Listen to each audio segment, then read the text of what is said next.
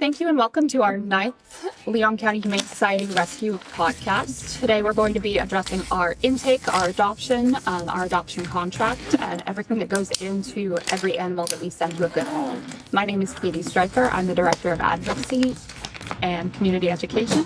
My name is Mars, and I'm the CAT Program Coordinator. I'm Lisa Glunt, and I'm the Executive Director. My name is Amy Raddar, and I run the dog program. My name is Courtney Kendrick. I am the volunteer coordinator. I also run the cat adoptions. My name is Lynne, Rahman, and I'm the financial administrator. And I am April Ryder, Director of Operations. So together we make up Leon County Humane Society. We are a small staff of 7, and our intake is limited. Our goal is to take in animals who would not thrive in a shelter setting or have medical needs that wouldn't or couldn't be addressed with the shelter's resources. Today we're going to be talking about why that is our focus and how shelters are addressing these issues as they come in. And why our priority is shelters who are overwhelmed and facing decisions where they may need to euthanize for space. And we are working to pull animals into our programs as a way to offer relief. Amy, you have a very interesting and widespread pull in our community. Do you want to talk a little bit about how you decide intake for dogs in need?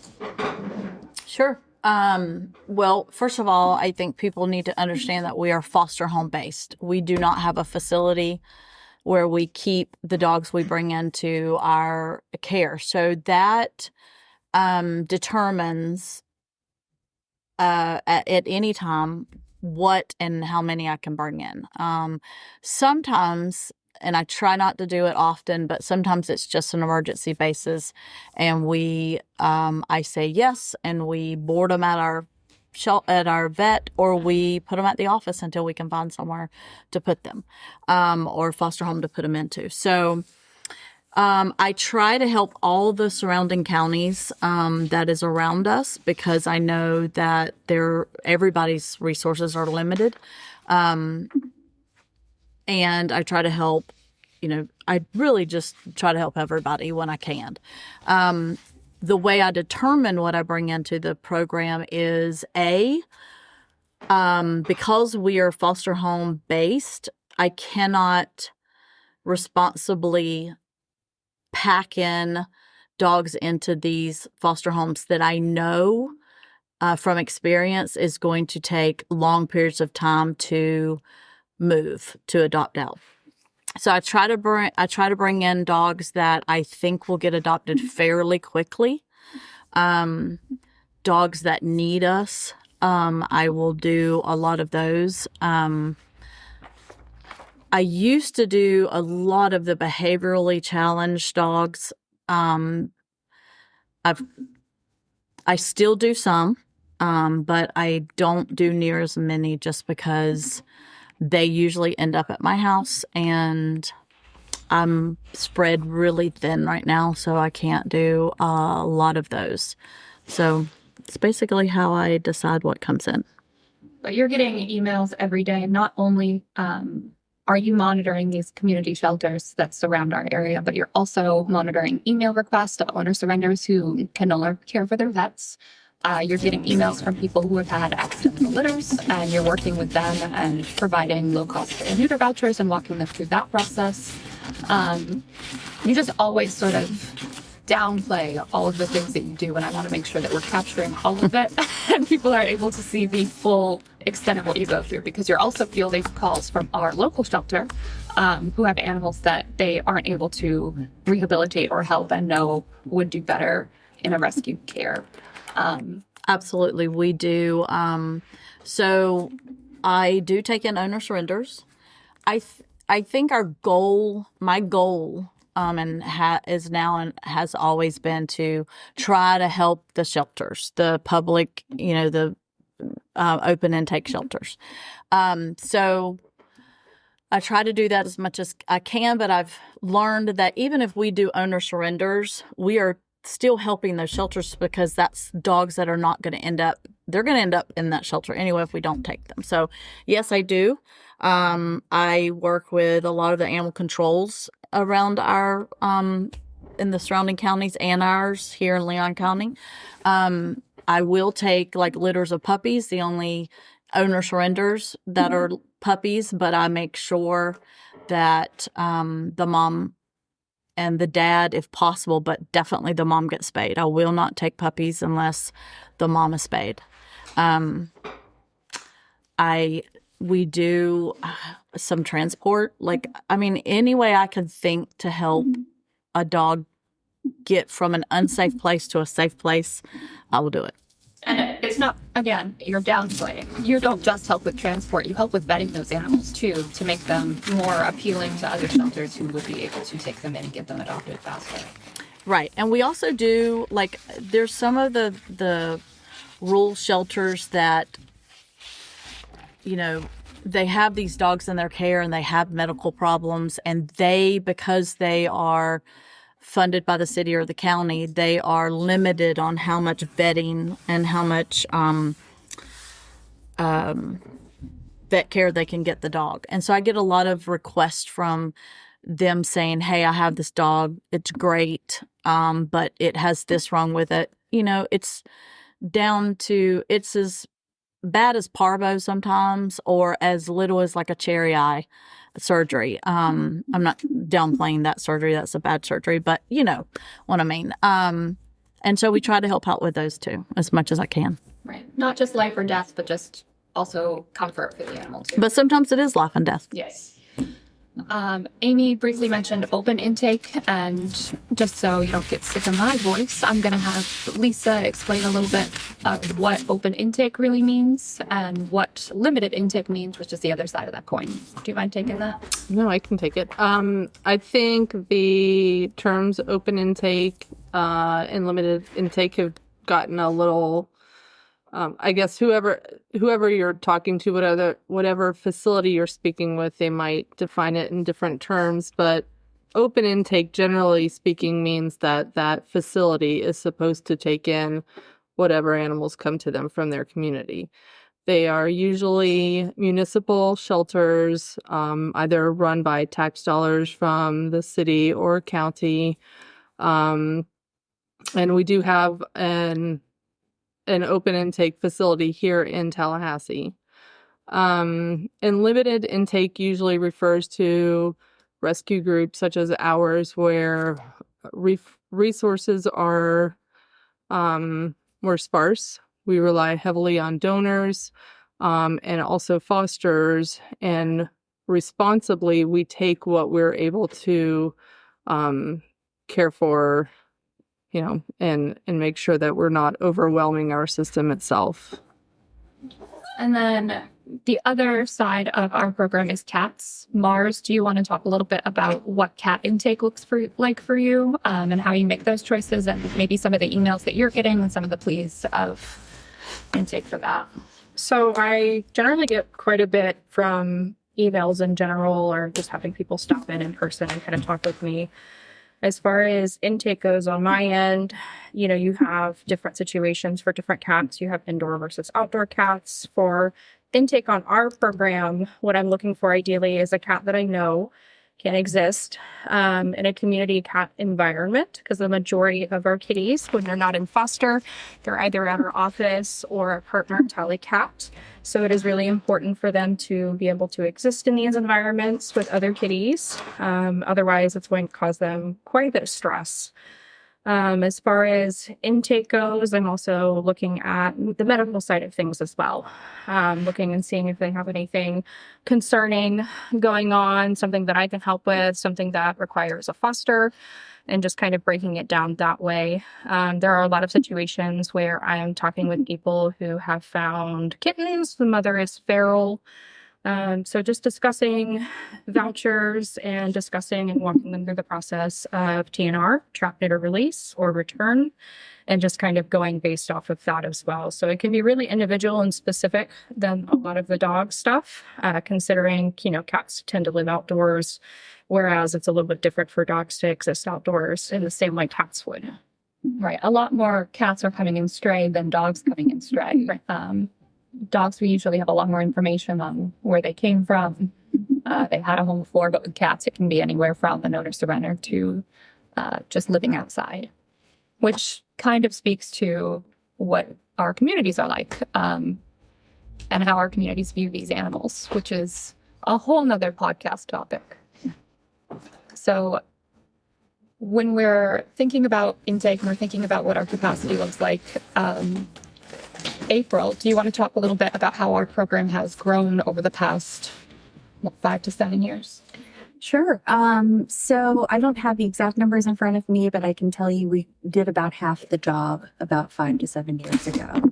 We have more than doubled our program, both on the cat and dog side, when it comes to intakes and, of course, therefore adoptions. And our budget has managed to keep up with that. It causes a lot of increase in medical expenses.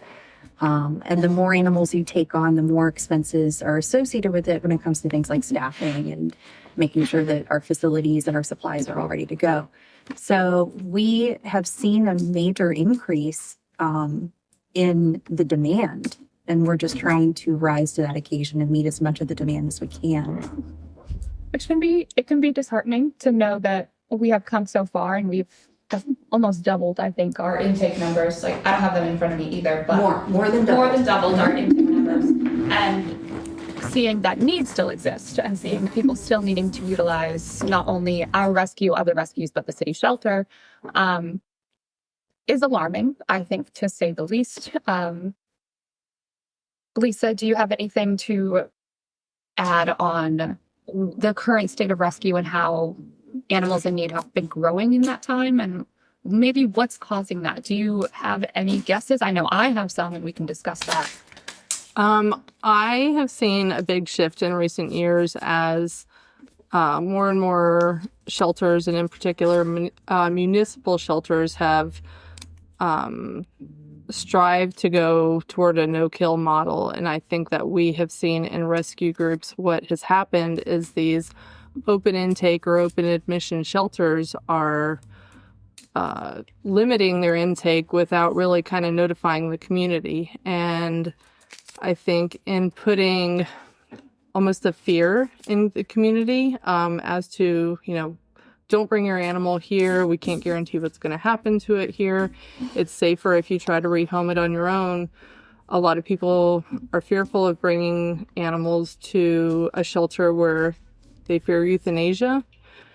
And it puts a much bigger strain on rescues. And I think we have greatly seen an increase in the number of stray animals, but also animals staying in situations where they shouldn't be, where then we're getting more calls about irresponsible breeding in people's yards because, heaven forbid, they take that stray dog to the shelter.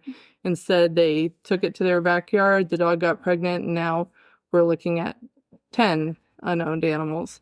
So I definitely think that the no-kill movement has impacted us greatly. And I also think that COVID played a huge part in it, because for almost a year we saw whole cities where vet clinics weren't doing spay neuter procedures because they were seen as unnecessary procedures at the time when we were committing resources to taking care of people.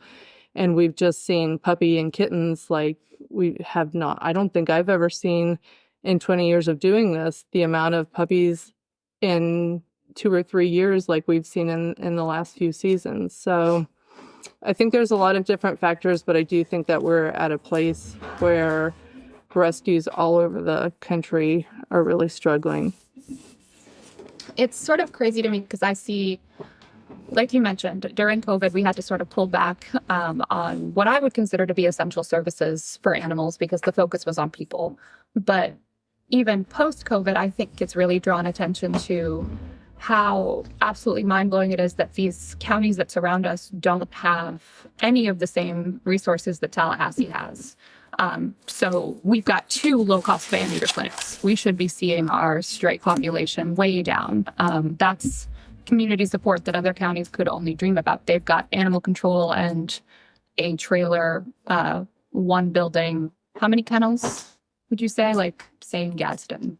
Oh, I think there's, Gadsden is one of the, I think they have 30. 30? Yeah.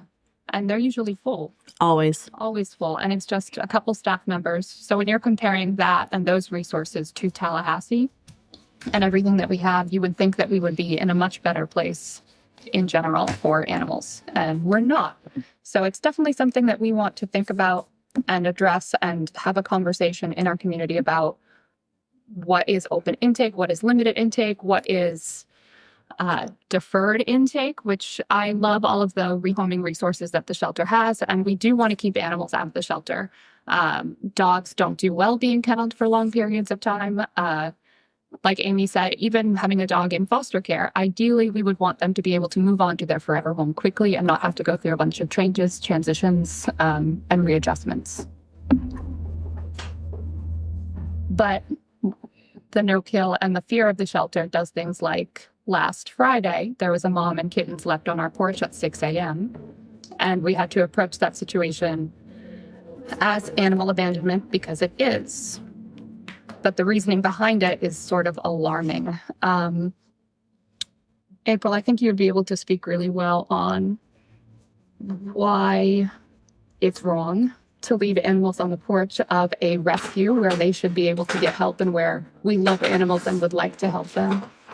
I think you would do a good job. Sure. I'm so sorry. No, it's a delicate subject because the perception is that a humane society is a safe place to give an animal to. And the reality is the humane society is already operating at or above capacity at all times. And there are usually, like in our case, a small staff and volunteers that are not necessarily there around the clock. We have scheduled closing times when we're not going to be there.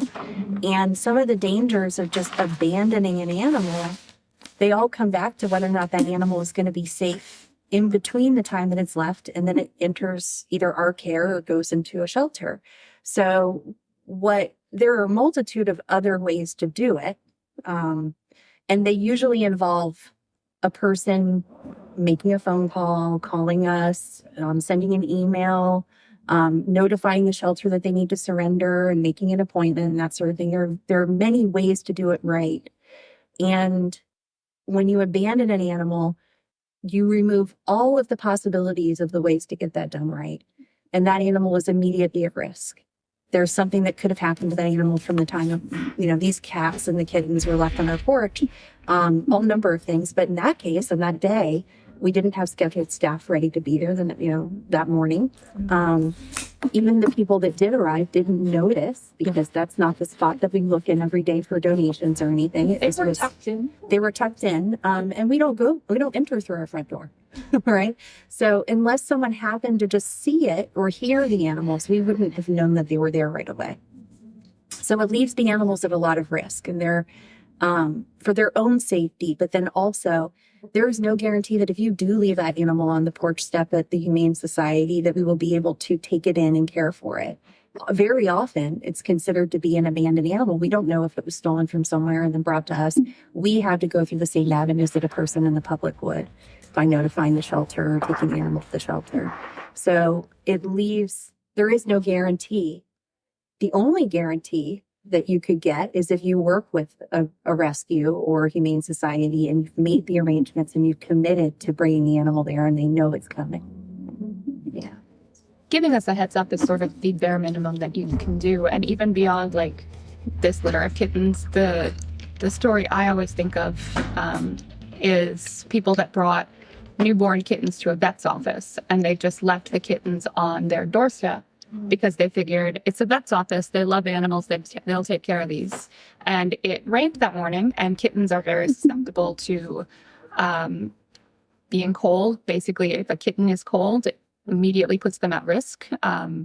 Their body starts to shut down and those kittens did not make it because somebody thought that they were quote unquote doing the right thing, not bringing them to the shelter where they were worried they would be euthanized, giving them to someone that they assume would be able to care for them, and instead not only put those kittens at risk, but doomed them by this attempt to quote unquote help. So these situations aren't the sort of thing where we can encourage them, and I'm sure people will see us as coming down on people who abandon these animals as strict because yes, we can and will help these kittens. We will get these kittens bedded. We will get mom spayed. We will get her on flea prevention because she is missing most of her fur, and we will take care of them. But We could have had her vet records, which apparently those exist. We could have known her likes, dislikes. We could have found out if she's good with dogs, things that would help her get adopted. And in general, our porch, my favorite part of our porch is our raccoons that come onto there. Right. I love to see them on our cameras, which we have, and we were able to use to identify the people that dropped those kittens on our porch. But we had a rabies alert for Leon County this last week. What if a raccoon had come onto that porch and had gone after mom and kittens who we had no vet records for, we had no idea of what they had seen or had done to them? The risk is just way greater than the safety that they thought was there. Katie, can I jump in there really quick? Of course, yeah. And also, ironically, if this person would have reached out to either our organization or our local shelter, this is an example of a family of cats that probably would have done really well at the shelter. The mom, other than having hair loss due to fleas, she's very friendly. The kittens are all very friendly. They're in pretty good shape. If they had just followed the proper steps and taken them to the shelter and surrendered them, or given us time to find space in our program or in a foster home to take them on, then between the two, one of us would have been able to accommodate them, but they just did everything wrong. Does anyone else have input on not only that situation, but other situations that we've seen in the past few years of animals being abandoned instead of following proper procedures? Just this year, the kitten in the box. The kitten in the box. I have The dog on the front porch. It's for the number of animals that we take into our program. I'm always surprised that people abandon animals with us because it's not easy. We get many more requests than we can fulfill, but there's a really quick process. It's as simple as an email. Mm-hmm. And I feel like the people that are abandoning the animals are not either attempting or even receptive to going through just a standard appointment, or, for whatever reason, they've skipped over all of that. They're not the same people that are calling us and asking us for help. So I'm wondering, yeah. Well, also the thing that stands out to me about the cat thing, I have something else to say about a dog one, but we ask people because we are, small, and like you said, we are always at capacity or over. So we ask people to do these steps, and so basically what that person did was, disrespectful of what everybody else had to do. So you're asking people to do something, and that person just negated that and did it their own way. And what about the people who are doing it the right way, who are thinking ahead and planning ahead, which this person did not? We adopted out a black lab, Maverick, to a couple, and they, after almost a year, they decided that their landlord wouldn't let them have the dog. And I don't know, how that become all of a sudden the landlord doesn't allow you to have the dog. I have no idea about that. But I do know they contacted me and said, hey, we gotta return this dog. And I said, okay, just like I do everybody, send me pictures and let me get a foster plea up, because again, we do not have a facility and I needed to line up somewhere for that dog to go. So, everything, yes, we will do that, blah, blah, blah, hang up. A day later or 2 days later, I get a call from the shelter that they have one of our dogs, and they knew because of the microchip in the dog. So I look up the microchip, and lo and behold, it is Maverick, who I was just contacted. So mysteriously, Maverick was picked up a couple of streets over, or a street over from where they live, by somebody and turned into the shelter as a stray. Now, because he was a stray, and I knew what had happened, I knew they dumped their dog, but I couldn't say that. I mean, I could say that, but the shelter still wouldn't let me get him. So he had to sit there for his stray weight. Also, They went a street or 2 streets over and put this dog out, and a puppy that we have spent countless dollars, love, time on was put out in the street. That puppy could have gotten attacked by other dogs. He could have got hit by a car and died. I mean, how disrespectful and absolutely malice was that? Like, you don't do that to a living, breathing thing. Like, animal, pet, you don't do that. And I know you. I know if they had said, but Amy, I really can't. Like, I'm at a place where I just can't do it. I need him gone today. You would have been mad. You would have said, well, that's poor planning. But you would have taken the dog right away. Absolutely. I mean, listen, we have driven states and states over. We've arranged to get our dogs back from, like, New York, Virginia, South Carolina. I mean, we have gone and get our dogs and our animals and our pets. But yeah, I would have figured it out. But to just put our dog out on the side of the road, like, do you think that they did how that crappy to is that? avoid the shelter? Or do you think that they did that because they just assumed that that's what I'm wondering, because most of the time that we see something like this, animal abandonment, it's because they are afraid of the animal being euthanized and afraid of the animal going to the shelter. True. I mean, I hear that all the time. Like, I just heard that the other day. Like, well, I don't want to take it to the shelter because it'll be euthanized. Okay, well, how do you know? It feels like a weird social perception of avoiding being the person that delivered an animal to a shelter where it could potentially be euthanized. And it's like, that would be a better option than letting kittens die of cold at the front door of a vet's office. That would be better than kittens being trapped in a kennel on a porch, just baited for a rabid raccoon or something.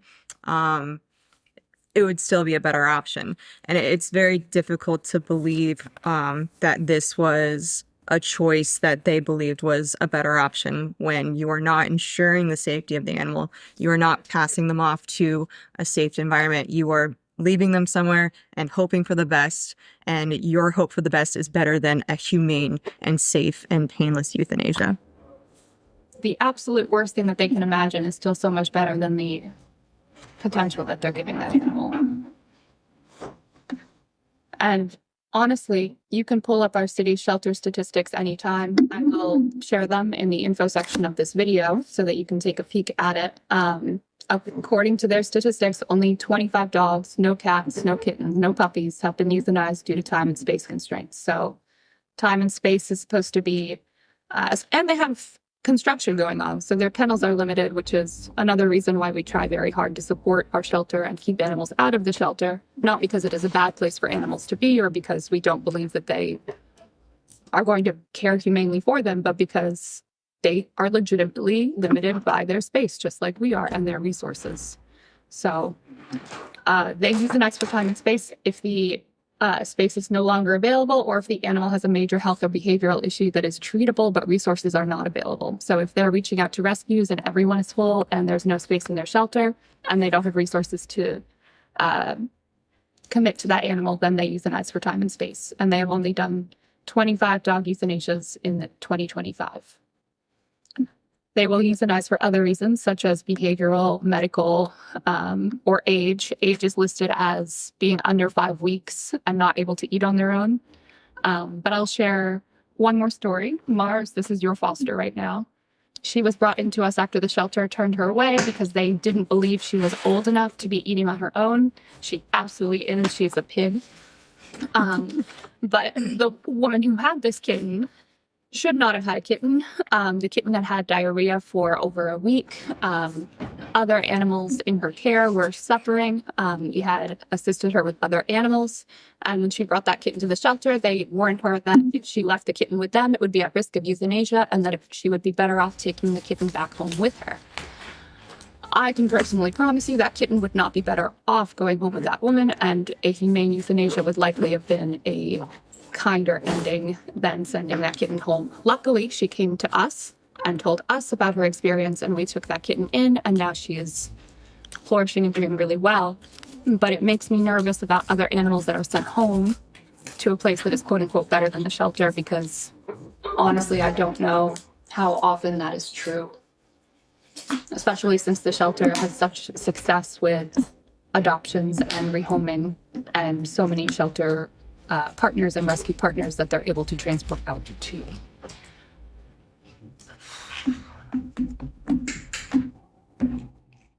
Well, I will tell you this. I have been doing rescue for more than 25 years.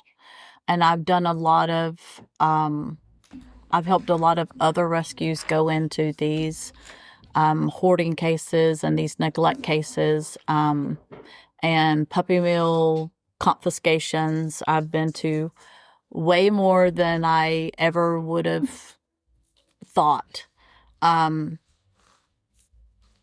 And I've said this 1,000 times because of the places that I've been and the things I've seen. There are worse fates than death. And I tell everybody that. I have been into some situations where, honestly, it would have been a kinder outcome for that dog or cat than where they were. And I'm not advocating. Listen, I tell people also this, we do not create this. We did not, our small team and the people in the animal field, we didn't create this problem. We are just trying to keep our heads above water. And whether we like it or not, euthanasia is a necessary evil. We as a society have a responsibility to not make it that way or to fix it, but that doesn't seem like it's going to get done anytime soon. So whether we like it or not, it's a necessary evil. However, I wish people would understand that taking a dog home or a cat home and putting it in the backyard and not taking care of it, not feeding it, not giving it what it needs, that is basically the same thing. And I'll chime in there. And even when maybe it's not a person, maybe it's something that they consider themselves to be a rescue. I've seen that too. Right. What I'm worried about is all these other smaller organizations, with less support and maybe, less experience, trying to take on something like this, and what we've seen turn into hoarding cases, animal cruelty cases, animal neglect cases, and locally even. So there's an offset. Like there are too many animals, they need somewhere to go. And if we're afraid to take them to the shelter, the alternative is not any better. And we have these conversations, I would say, weekly with people calling us too. Nobody wants to talk about euthanasia, and you don't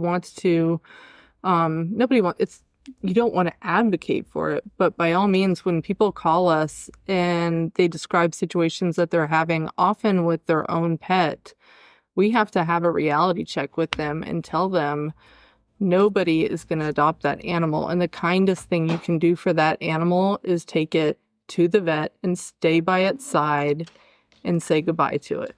Because so often I think we see another thing with COVID, we saw so many people rushing out to get dogs and puppies. And we saw all these clear the kennel campaigns with animal shelters, and people just at the drop of a dime went out and adopted, and they didn't think things through thoroughly.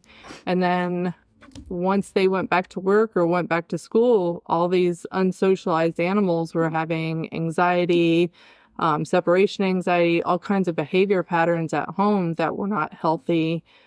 We saw an increase in calls, I think, from people who had very loved dogs who all of a sudden started displaying aggressive behaviors, and the people wanted to rehome the animal. And it's not responsible for a rescue group to take on that liability there.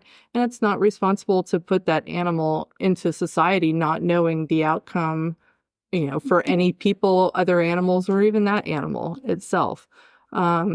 So we have a lot of these reality check talks, I think, now. And if anything, I think people get shocked sometimes because they call a no-kill rescue and they or what they deem to be a no-kill rescue, and they expect to hear, definitely we'll take it. But They instead hear us saying, don't demonize what you're calling a quote unquote kill shelter. Let us tell you about those people. They work their butts off as well.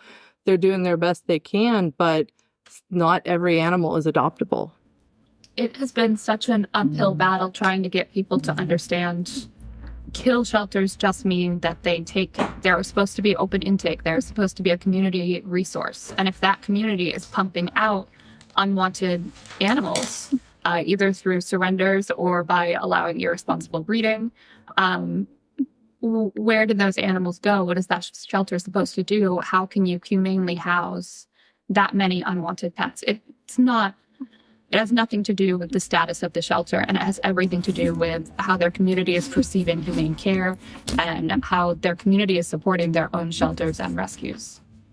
Yeah, so we recently saw a Facebook comment asking why don't we have like a drop-off bin, like how a fire station would for a newborn, and it's like animals aren't newborn babies. They're also not library books. Yeah, they're not library books. I mean, fire stations do have that, and they're equipped for it, and they're trained EMTs, and they're there 24/7, and they have city funding, and we're not that. And also, newborn babies don't have rabies. Newborn babies don't have a bite history. It's not the same thing. It's really not. I love all of my animals, and I'll call all my animals babies, but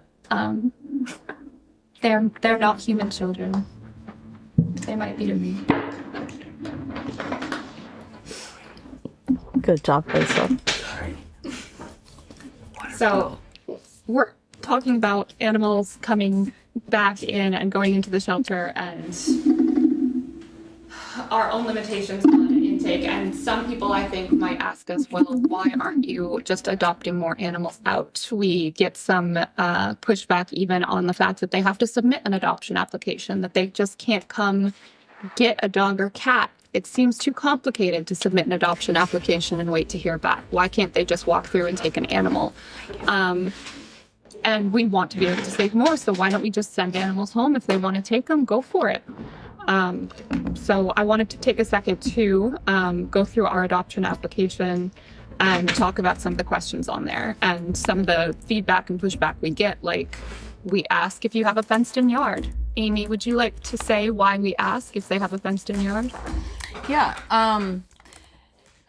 Well, number one, we ask, but it's not, we don't require you to have a fenced-in yard for all animals. However, because we are foster home based, we and the fosters get to know that dog. And so we know what that dog needs. A fenced-in yard,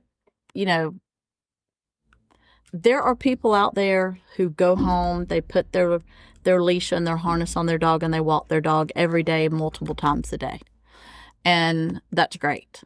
But there are people who will not do that, will not discipline themselves to do that. They do not have a fenced-in yard, and then they get very upset when the dog has no other option but to pee or poo in their house. So you just have to kind of match the person with the dog. Fenced-in yards, I mean, I used to think, oh, you have to have a fenced-in yard if you own a dog. You don't. I mean, a lot of times, people let their dogs out in the yard and to go potty, and some people go out there, some people don't. If you have to put your dog on a leash or a harness, and you walk your dog, they say the school of thought is that you're spending more time with your dog. I think it honestly depends on the dog. Like, there are dogs that come to mind that I think you'd be miserable without a fenced yard with that dog. And then there are dogs like Dax who probably don't need a fenced yard because he's just going to jump over the damn fence and go for his own walk. Yes, and go for his own walk. So he really needs to be in somewhere where they walk him. And so it just depends on the dog. Flight risk dogs. Yeah. Flight risk dogs, I will tell you. Scared dogs, a lot of dogs grow up in the same situation. And then when you move them out of that situation, and they're not socialized as puppies as they should be, and then we get them in and they are scared to death. They think they're going to die at every second. And until you convince them differently, you have to be safe. with them, and a fenced in yard inside. I mean, we've had dogs that are flight risks that I've said to people who have fenced in yards, please do not take this dog off a leash. Within the fenced yard, please walk it on a leash. So yes, that does help. Yeah, we wouldn't even know to have that conversation unless we were asking about their yard. Then when we were looking at it, we're like, oh, they have a fenced-in yard with a grate. They even explain how tall it is, what it's made of. They probably think this dog is fine to go in their backyard without a harness or leash. We should have that discussion with them. Right. So even having a fence could be a detriment to people if you're not having that conversation, because it gives them that false sense of, my dog will be fine if I just let it out in the yard.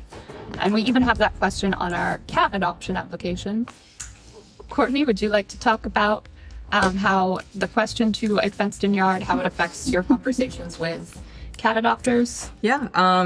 The fenced-in yard, I would even pair it with indoor-outdoor. And it's like, why are those questions on there if you do not allow cats to be outdoors? And it's like, because people have different definitions of indoor-outdoor. Sometimes they mean their screened-in porch. Sometimes they mean their fence. It's going to be different for each person, and it's going to be a conversation every time.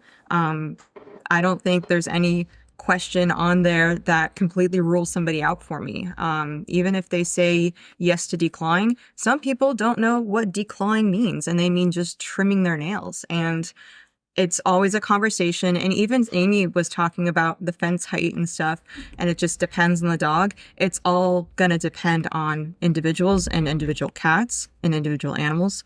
I'm trying to think of the other thing I was going to explain about, but so like part of the questionnaire asks about personalities of a cat or a dog. And it's just like, do you want somebody boisterous? Do you want somebody who's gonna be chill and wants to play? And it's like, I'll have an application where they'll list all of the personality traits of somebody that's quiet and calm and sleeps and just wants to cuddle. And then they'll say, I want somebody under 2 months old. And I'll have to be like, this is a very unrealistic expectation of what you're looking for. And Courtney's kind of leading us into how like apps are processed in our matchmaking, which I think makes Leon County Humane Society like kind of special, going above and beyond and taking those applications and working hard, not just to have you introduced to the animal you initially applied for, but to show you other animals that might be a good fit that you didn't even realize. And I would say my favorite reaction that people have, and I'm being sarcastic, when they go through our application is they get to the end and they say, this was a whole lot of work, and I want to make one thing clear. When I take this animal, it is my animal, and you can't tell me how to treat my animal or do anything with my animal. Those are real emails that we have gotten after they have finished submitting an application. And Courtney, I'm sure you would love. The application may be a lot of work, but we put in even more work into the animals, and we want to set everybody up for success. We want to set you up for success. We want to set the animal up for success. We want to make sure it's going to stay there and be good and healthy and happy. And sure, you can do what you want with your animal, but also we are looking for people who have the same interests as us as far as how they're going to take care of the animal. And if somebody is not comfortable doing a 5 to 10 minute long application, I don't want them adopting my foster animal. Mm-hmm. I want nothing to do with that. You know, it should be, their time should be an investment if they want this animal in their home. It's filling out an application is such a low commitment. It is the least you can do. Sort of the same for filling out an intake request. The other thing is that we have a lifelong return policy for our animals. So all of the animals we adopt out, if something were to happen, like with Maverick, if, you know, their living circumstances changed, the animal was welcomed back into our care and we would happily take them back. And I believe it's because of the matchmaking and the conversations we have with the doctors, our return rate is just 5%, which sounds really low. And I was very happy with that number, but then I remembered math and how math works. And that is like 50 animals per year that we see come back. And when they come back, Amy, do you want to talk a little bit about the effort that has to go into returning an animal into our care and all of the hours? And yeah. Well, it's the same thing as, you know, it's the dog we get back is never the dog we send out. Meaning a lot of times it's puppies that we adopt out, and then they grow up and they're molded into the dogs, sometimes good, sometimes bad, as they grow up. And then we have to kind of pinhole, number one, where we can put them, what foster home, because we don't want to put them in a foster home that, I mean, I tell people all the time, fostering is work. However, it should have a very pleasurable element to it. It should be fun. It should be, you should feel good about it. And so we try to put, same thing as matchmaking for adopters, we do the same thing with fosters. We try to put dogs into homes that are going to, do well in that home, not wreak havoc. So when dogs are returned, they're always have an adjustment period. I don't care who they are, how good you took care of that dog when you had it. That dog is going to go through an adjustment period. Some dogs, it's hard to watch. Some dogs come back in, they bounce back, and the adjustment period is not that long and it's not that hard. Some of them, it takes weeks and months for them to settle back in and then find another home. And every time you uproot them, it affects them in some way, shape, form, or fashion. So we have to counteract that. We've got to fix any behavior problems, if fixable, that,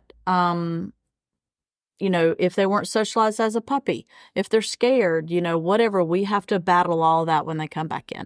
And then hopefully, if there's any physical problems, which sometimes there are, we have to fix those.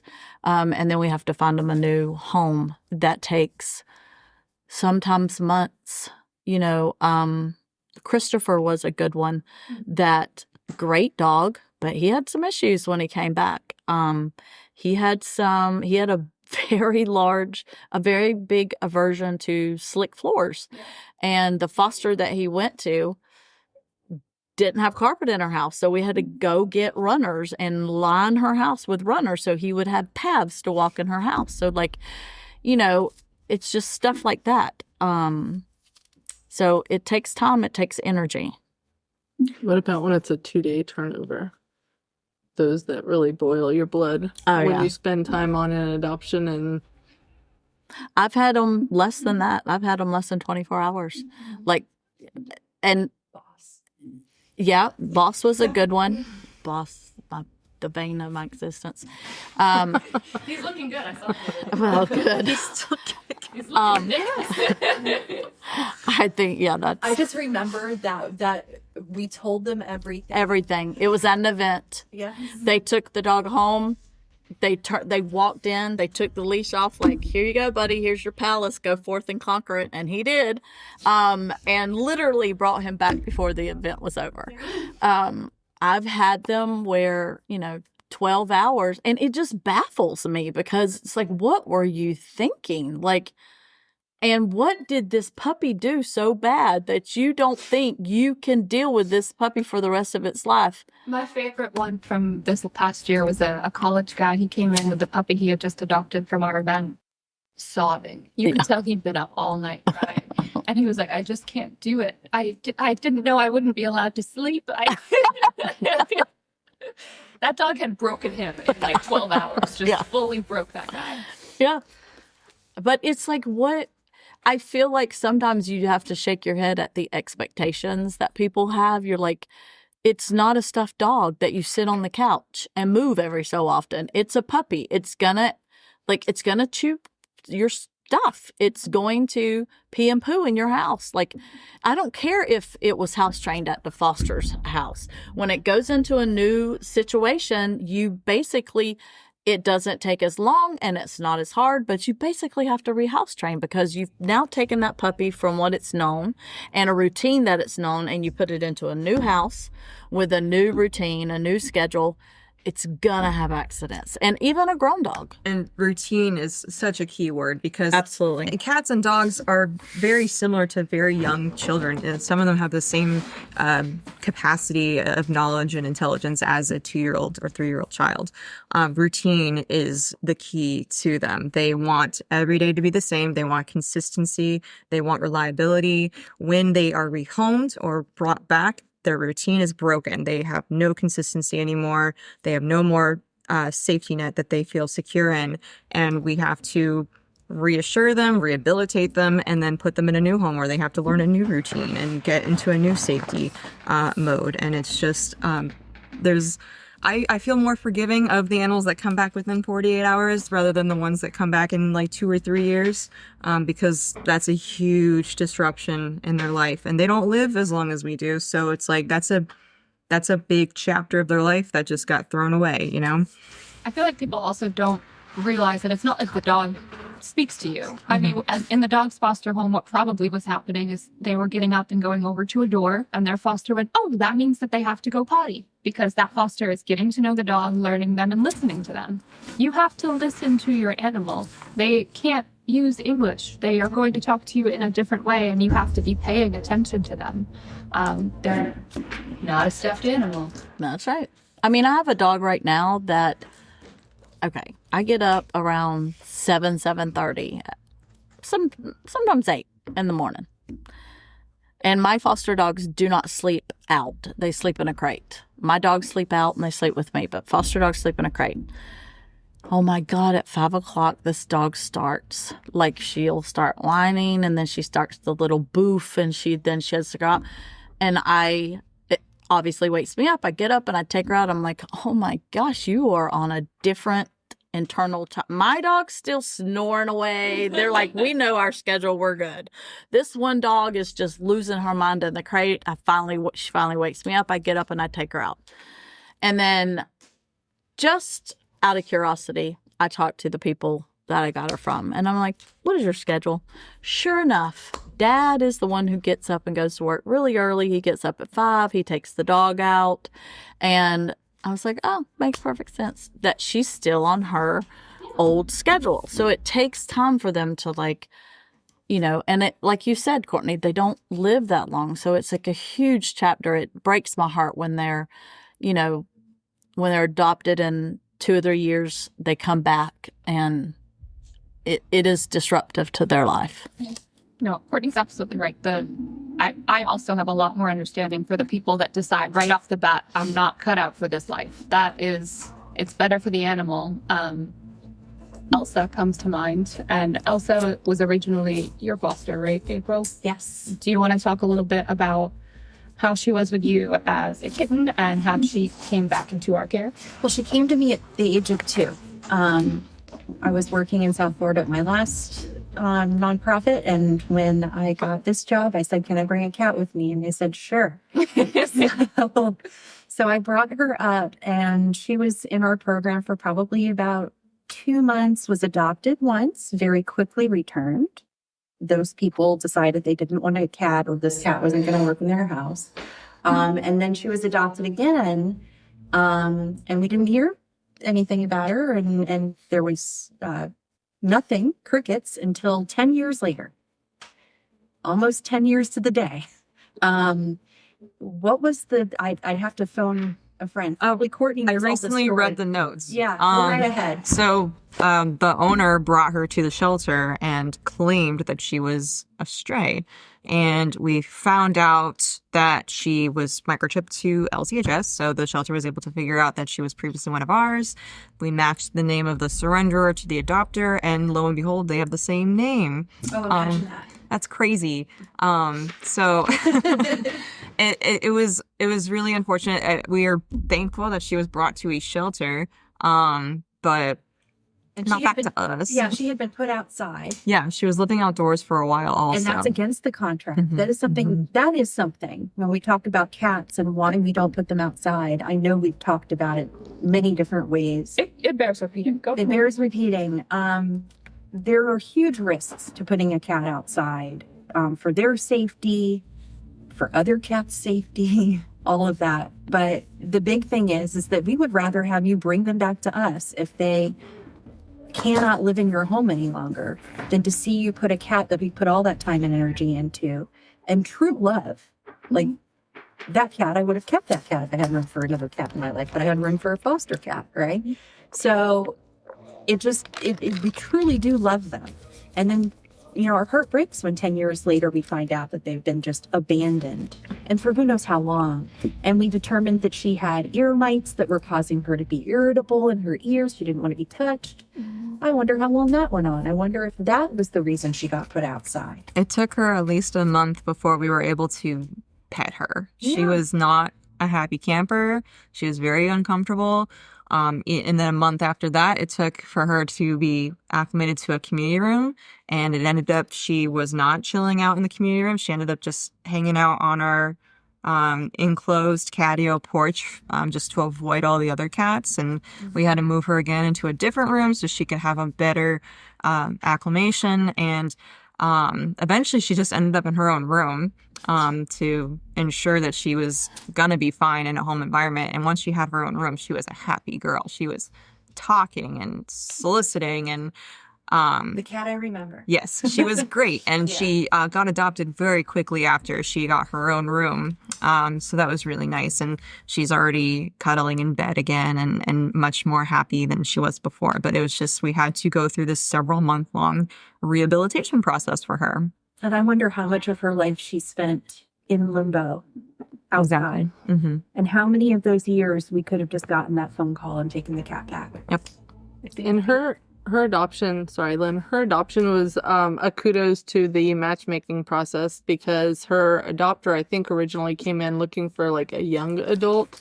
Yeah, he definitely wanted an adult. And then he asked, who's the oldest one? And so I was like, oh, let's go see Elsa. And he was very understanding. He was petting her. She was really receptive. There was a point where she kind of like withdrew consent and she kind of told him and he understood completely. And he's like, okay, we're overstimulated. It was a very good match because he understood that she was in rehabilitation and that she was an abandoned cat. And she's showing her own compromise as much as she could. And I think it's going to be a good ending for the both of them. And he's obviously very excited about it because over the weekend he sent a few emails asking a little bit more information and sent a really cute update. So I think she's in good hands. I think people forget these animals are creatures of habit. Mm-hmm. They don't understand when you don't want them anymore. Yeah. They don't understand when they come through our doors. And then we have to try and learn their language again and their trust. And they put all this love and trust into us, and then we throw that away. But think about how much easier that process is when people do the right thing And then it's bring them back to us and they one have of the that best things conversation. about us. It's Is that that we we know. do take them back. It doesn't matter, but let us know. Give us an opportunity to find the right foster for them, to get them in what'll be the road of least stress for this animal who is now leaving the loving, we hope, home that it is always known, and it's being thrust into an entirely different situation, even though it's filled with love from all of us. It's I can't imagine what these poor babies go through. I hate to, drag it out and think about it like this, but think of how much sooner Elsa probably would have found her footing and gotten adopted if she had come straight to us instead of being brought to the shelter. Mm-hmm. If she had even been brought to the shelter before being put outside. Mm-hmm. If they couldn't face us for whatever reason, then that still would have been a better outcome. And I almost wish they had done it. The day they adopted them, they signed a contract saying they would. Yeah. They would call us if they needed anything. They would contact us if the animal were to be rehomed or needed to come back to a rescue. And we have we're lucky. We have that in our contract. We have the ability to do that, and we will step up and actually take them back. And I think, it's the animal first mentality. They're not putting the animal first in their minds. They're only concerned with how they're going to be perceived or Yes. look. And we know that going in, and we stress it going in, and we say, if for any reason, I could repeat Amy's spiel in my head. If for any reason, I don't care if they're 16, if they need to come back, they have a safe place here. Some of my favorite surrenders are when they bring me all this background information, like we couldn't keep him, but this is his favorite toy. This is his favorite treats. Here's the food that he's been on, so you can transition him to whatever you guys are feeding them. And then I'm able to take that and give them kind of like that transition kick. Sometimes we'll even get people that'll donate their favorite blanket. And it's like that just helps so much to get them back on track to their own new routine. We had Spike, and he came with a whole living room. And it was nice for him to be able to have that. And I also was able to have his favorite toy, and I was able to direct him to the cat socializers and be like, this is Spike's favorite toy. Just engage him on this. And it really helped him a lot. I hate when I'm doing an adoption and I bring this part up in our contract and I say, you are welcome to bring the animal back at any time during your own time. In fact, you are required to bring them back to us. And they say, oh, I would never do that. I hate hearing that. No. Like, of course, like I wouldn't be doing this adoption with you if I didn't believe that you believed that it was forever and that your intention was forever. But don't tell me that you would never bring the animal back to me. We see it every day. But we also see otherwise. see every day people doing the right thing, going through the right steps, doing what we ask of them, doing that kind of thing that like that owner did for Spike. We know it's hard to surrender your animal, especially if you love them, but you're doing it because you want to see the best outcome for them. So it boggles my mind when we see the few, and then I'm glad to know it's only about 5%. But then, you know, even those 5%, we hurt for those animals more than we would hurt for the ones that we know their whole story. I wonder how much of that 5% is a quick turnaround versus a year plus turnaround. It would be interesting. I could bring that. Yeah. We have the data.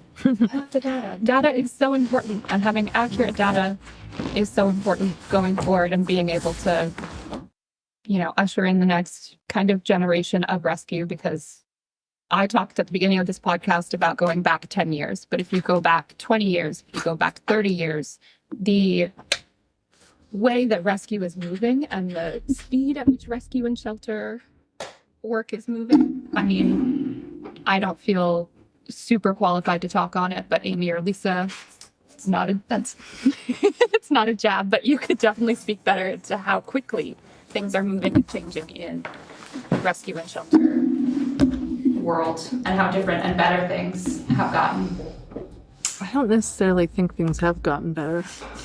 I think 10 years ago, it sounds depressing, but I think 10 years ago, I was very optimistic and I did see positive changes. And I think a lot of things have pushed us back.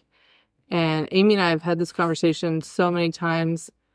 Even 10, 15 years ago, it was not cool to go around with an unneutered dog. You know, if people saw a big old set of balls on your dog, you know, there was kind of a little judgment there because people understood the importance of spaying and neutering. And I feel like we have seen so many steps backwards. And now there's so much pushback. We even have to deal with that with adopters. They just don't understand why we won't put another animal in their home if they haven't already altered their current pet. And it's because we see the evils of just nonstop overpopulation of animals. The other thing is when we form that relationship with them, when we adopt an animal, who are they going to come to first when they have an accidental litter? We have formed that relationship and sort of set them up to believe that we are there to help them in the future. And that's slippery slope. Yeah. And unfortunately, I think that there's so many people and so many parts of the industry that should be all working kind of in the same way, because we all got into this for some reason because we love animals. And whether it's sheltering, rescues, there's always politics involved. You know, there's, at the end of the day, the no-kill movement really did, I personally think, did a lot of damage to sheltering and rescue in general. But even vet clinics, I mean, I find it hard to believe that so many vets aren't educating their clients on the importance of spaying and neutering their own pets. You know, I feel like veterinarians went into the business because they love animals, so you should care about and love all animals. You should want to see fewer homeless pets. And the only way we go about that is by educating the public about spaying and neutering. Well, we just mentioned how important data is, and I feel like spaying and neutering is a great representation of how important data is. We have the data to prove how important spaying and neutering is and how it has a direct impact on the number of homeless pets. What's coming up now is data that is loosely tying spay and neuter at an early age to health issues in the future. And when I say loosely, I mean pretty loosely. We don't have anything that I've seen, and I would love if someone has input to email Stryker@leoncountyhumane.org. I would love to be educated further, but I don't see data in the numbers that we have for the importance of spay and neuter, even touching possible arthritis in large breed dogs. I've seen male cats. I've seen vets, even that we're partnered with, that we trust and love and appreciate, putting that information out and saying that pediatric neuters for male cats can cause blockages. It's very hard to measure that data when most of the cats that you're measuring have been neutered and altered, because that is the correct way to do it. So it's a very weak link in my mind. The links that I see is so negligible compared to the utilitarian ultimate result, and it's less than a 6% chance that they're going to develop cancer, and it's I mean. That could be anecdotal. That could Exactly. be also associated with other risk factors and other contributing factors. It could be environmental. So a 6% is not much of anything. I also would love to see that data. If it is out there, please do send it to Katie Stryker. Oh, I will. But of what I've seen, it's been very minimal studies, breed specific, and usually by breeders. Yes. And that's the thing too, is just if you were being blocked from adopting from one of our animals because you don't have a spayed or neutered animal, you have to understand our point of view here. You have to understand where we're coming from. If you must have a rescued animal, you have to oblige by our criteria, because we are ultimately trying to do a mission here. And if this is your personal pet that you've gotten from a breeder and you're trying to get them neutered once they're fully grown, then you're going to have to wait until they're neutered before you can work with us on this, because that's just something that we're not going to budge on, because spaying and neutering is so much more important for us here.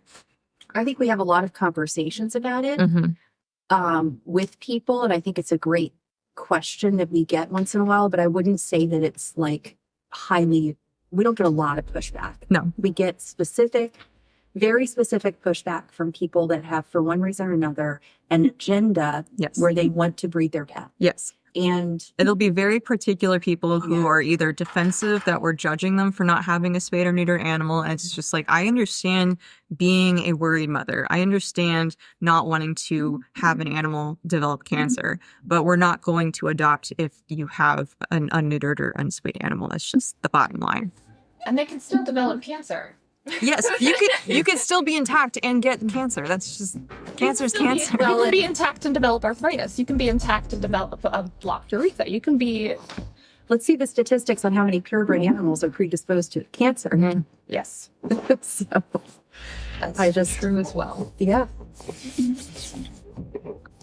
So to end on a slightly higher note, I'd like to go around and have each of us say one thing that we wish adopters knew when submitting an adoption application, rehoming their pets, supporting their local rescue or shelter, or even just visiting our location. Something that you wish you could just put on a giant billboard outside and they would have to read it when they walk in. Mine would be, we love these animals and have put a lot of time, energy, and emotion into making sure that they are happy and well, and we want that to carry forward. Kind of touching on what Katie said, I just wish people would understand that if their views and opinions don't align with ours necessarily, we're not out here to get you. We're just out to provide, the best future for the animals in our care, since we spend so much time, effort, energy, tears, everything on them, to get them to a situation where they'll continue to be happy and healthy for the remainder of their lives. I would say have realistic expectations and remember that just like there are no perfect people, there's no perfect animals. So it's going to take patience and time and effort to get your adopted pet to acclimate into your home.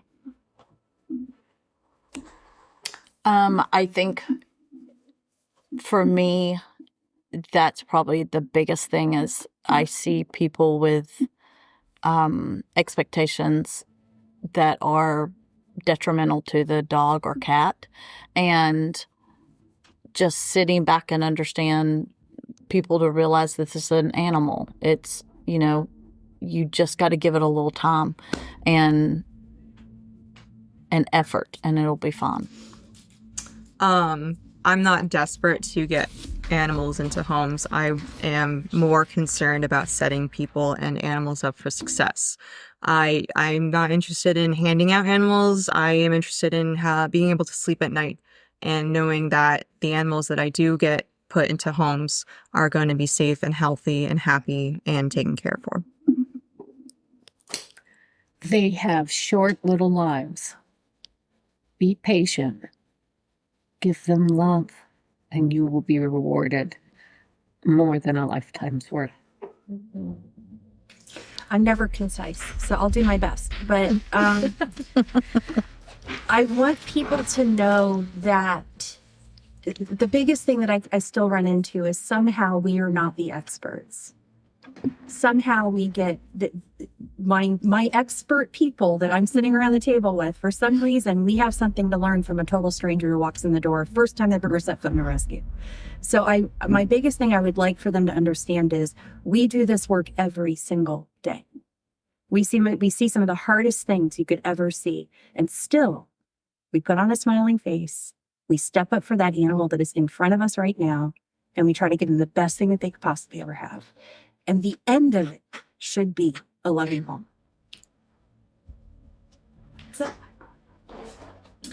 Thank you for listening to the 9th podcast of the Leon County Humane Society Rescue Podcast. We need to come up with a slightly jazzier name for that. I'm thinking maybe by episode 10 we'll rebrand a little. But thank you so much for listening. Thank you if you work in a shelter or at a neighboring rescue. Thank you for the work that you do. If you have questions or would like to reach out, info at leoncountyhumane.org is another great way to reach us, or through our website, leoncounty